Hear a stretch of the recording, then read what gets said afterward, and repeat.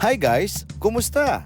So karon atong gibisita ang Naga Cebu kay atong tan-aw ng ilahang boardwalk kay kadumdum mo naguba ni pagbagyong Odette, no? So kini murag lain pud kayo ang panahon kay uwan-uwan, but anyway, love, faith ug hope ra gyud ang makadaan ni Gilas ba. Nindot kayo guys, daghan kay ka pa picture didto kay nindot kayo siya nga pang Instagram. Ug at tanaw na ilang nagalain-lain nga mga display guys kay naay mga pagkaon nga turo-turo ug uban pa. Sus guys, kung moadto ka maglibog kaon sa imong kaunon, no, kay daghan gyud kaayo options. Ug syempre di mawa ang puso, naay mga crabs ug uban pa nga mga finger foods nga barato ra gyud kaayo guys. No, naka-estante ni siya hilera sa usa ka daan dito sa pinakatumoy. Naapod sila mga ice cream o dessert.